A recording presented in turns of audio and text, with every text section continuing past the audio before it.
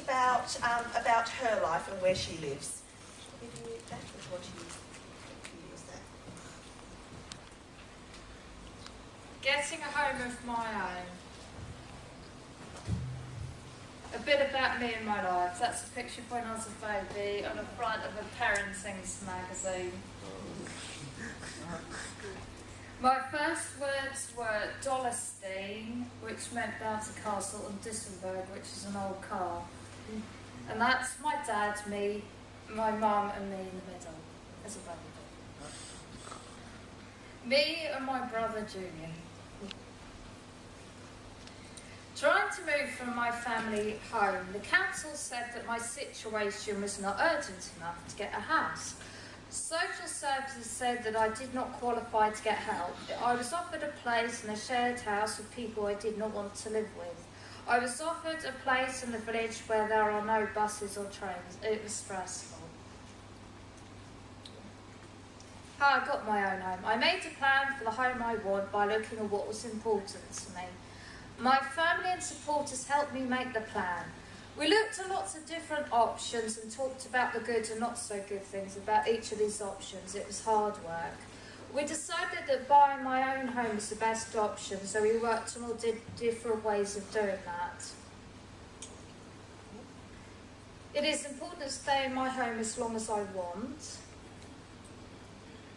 It is important to be independent. It is important to get the support I need to live in my own home. It is important to have 2 bedrooms just in case I do not want to be on my own. It is important to live near my family in Leatherhead so I can easily get support for them. It is important to live near the town centre. It is important to live near to a train station so I can get to places easily.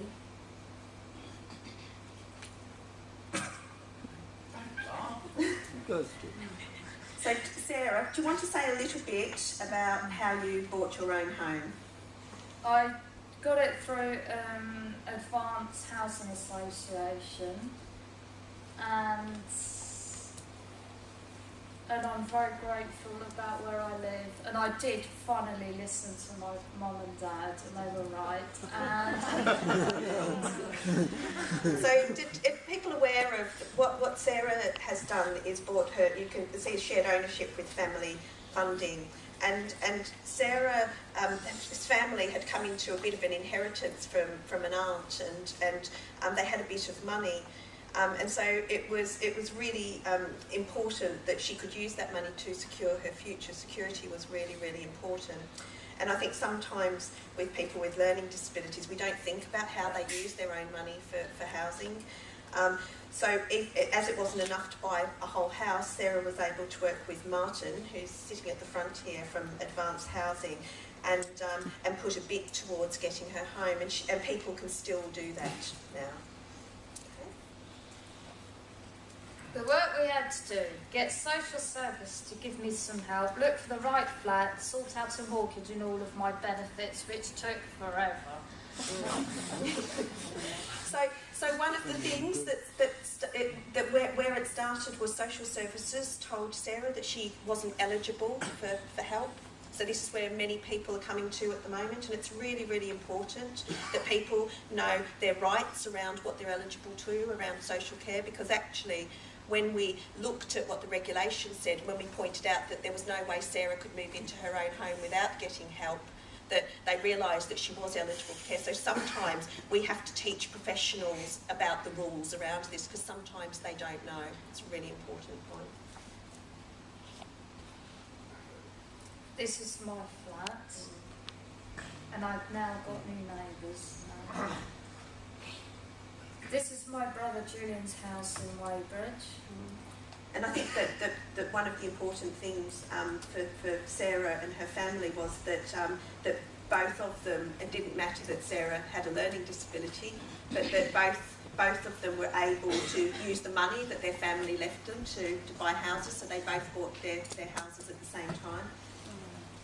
I I worry about how we stick people's monies in discretionary trusts that they can't touch and don't think about what actually they want to do with it. My life now. Learning to cook. She does a mean spaghetti, okay? She's really, really good. If anyone wants good spaghetti, go to Sarah's place. How long did that take you to learn how to make that? A long time. And I like experimenting still.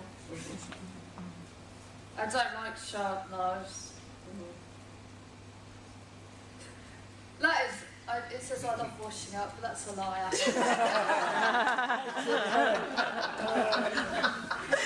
Because sometimes I get so tired, I just leave it until the next morning. Who knows, but it's got to be done. Definitely. That's my friends Alex and Bibi, who I used to know, but I don't know them anymore. Me going to the gym and keeping fit. That's me on the treadmill, and I should go to the gym 1 day a week, so I'm trying to keep fit, so I'm going to do the Santa Fun Run at the Mercedes-Benz World with County Care, so I've got to try and keep fit for that. Getting my Learn Direct certificate. I enjoyed doing that course, and I passed, and I want to do more of those. Me just relaxing in my flat, and this year I've met some really incredible people. Sam Bird is from iSport International, and he is going, and he does some testing for Mercedes-Benz Formula 1 team, and hopefully he'll be in Formula 1 next year. And he's a good credit to Halo as well, and his mum. Okay.